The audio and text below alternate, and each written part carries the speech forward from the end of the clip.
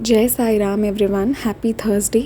अभी मैंने थोड़ी देर पहले एक एक्सपीरियंस डाला था, बट वो किसी कारण से मुझे उसे अभी प्राइवेट करना पड़ा है। मैं उसे वापस कोशिश करूँगी, कोशिश क्या प्रॉमिस करती हूँ, उसे वापस शेयर करूँगी खुद का अपने ऑडियो में।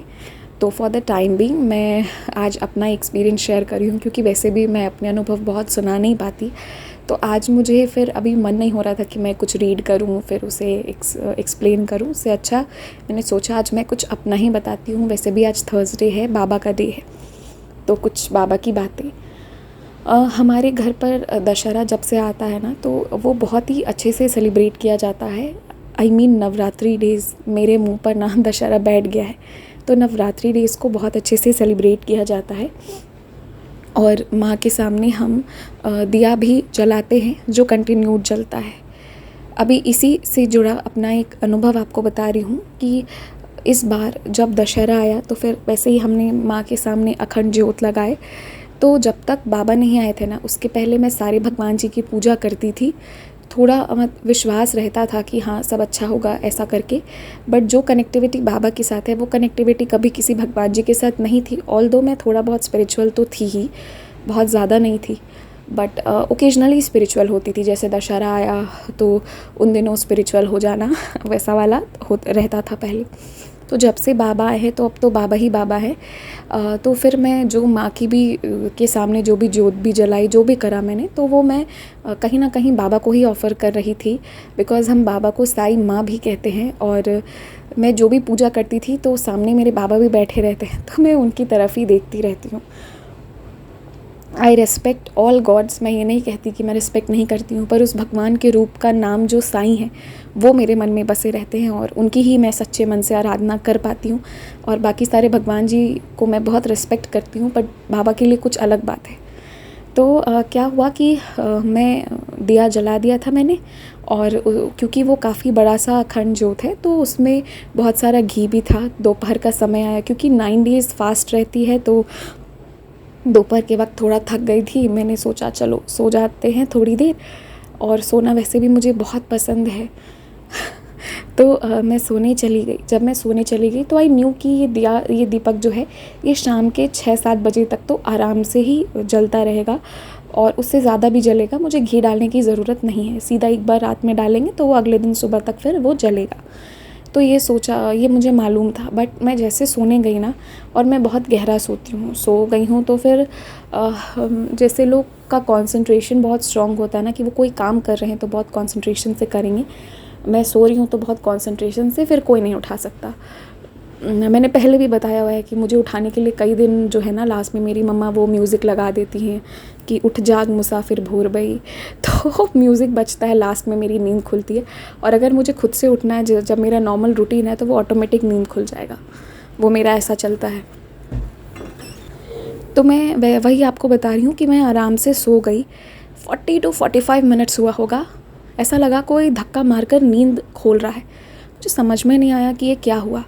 बहुत थकी हुई हालत में, गहरी नींद में मैं उठ के बैठ गई, और फिर मैं कोशिश कर रही हूँ पीछे खुद को खींच कर पीछे जाकर सोने की वापस, और मैं आगे खिंचा रही हूँ, और मुझे समझ नहीं आ रहा है कि क्या हो रहा है। और मैं बहुत गहरी नींद में उठी हुई हूँ, आधे से ज़्यादा दिमाग अभी भी सोया हुआ है, आँख भी भरी हुई है। मैं अपने पीछे जाना चाह रही हूँ और आगे खिंचा रही हूँ, जितना पीछे जाना चाह रही हूँ आगे खिंचा रही हूँ। समझ में नहीं आ रहा है कि ये क्या हो रहा है। और मैं जैसे कोई खींच कर किसी को पुल करता है ना, जैसे हम हिंदी में कहे घसीट देना, बिल्कुल बिहारी लैंग्वेज में घसीट देना, वैसे कोई मुझे पुल कर रहा है। ये क्या हो रहा है। और फिर मैं आधे रास्ते तक गई, और फिर मैंने सोचा कि मैं अभी क्यों जा रही हूँ पूजा रूम, अभी मुझे कोई काम नहीं है, मुझे सो जाना चाहिए। एंड फिर मैं वापस बैक सोने के लिए गई, लेकिन मैं बैक जाऊँ ना तो मैं फ्रंट हो जाऊँ, कोई आगे खींच रहा है।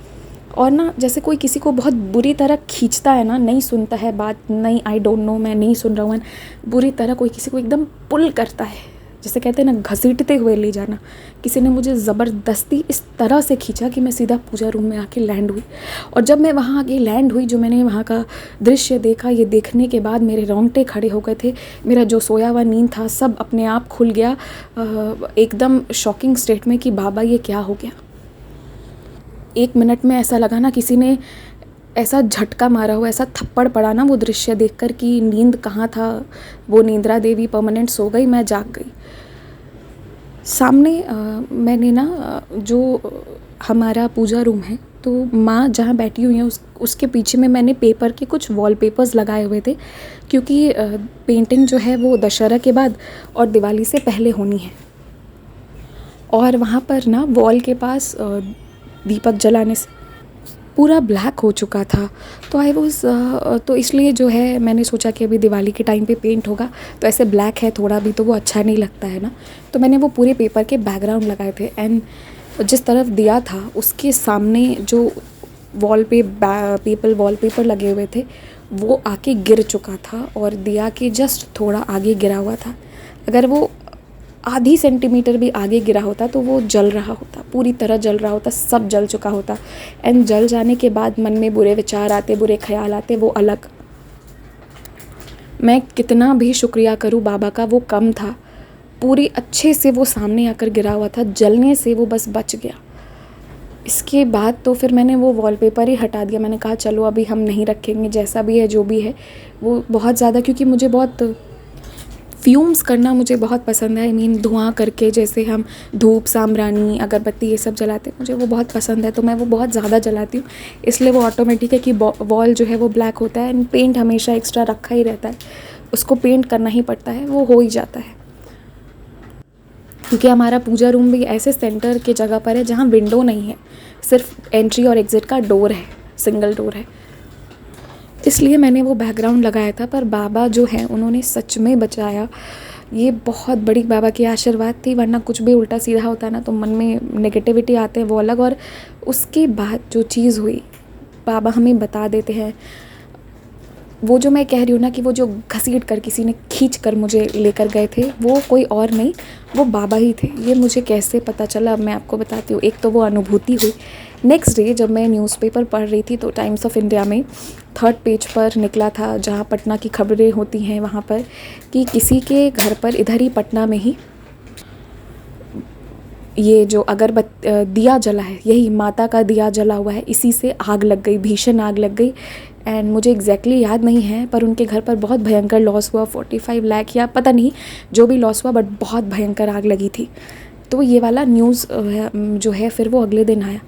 तो ये पढ़ने के बाद ना मुझे लगा बाबा दिखा रहे हैं कि यही चीज़ तेरे घर पर भी होती अगर तू उठकर नहीं गई होती, तुझे घसीटा नहीं होता। तो क्योंकि वहाँ पर बाबा भी रहते हैं, और मैं हर चीज़ के लिए कहती हूँ बाबा आप संभाल लेना, मुझे नहीं पता मेरे से पूजा होगा भी कि नहीं, बाबा आप ये भी संभाल लेना, हर चीज़ जो कह देती हूँ ना, तो ये सच है। और जब हम महापारायण करते हैं या हम बाबा को की आराधना ही करते हैं तो बाबा भी हमारी रक्षा करते हैं। तो ये था मेरा दशहरा का एक्सपीरियंस। अभी नवरात्रि का एक्सपीरियंस, दशहरा मुंह पर बैठ गया है, तो मैंने सोचा नवरात्रि है तो क्यों ना यही एक्सपीरियंस आज सुना दूँ। जय Sai Ram, take care, stay blessed.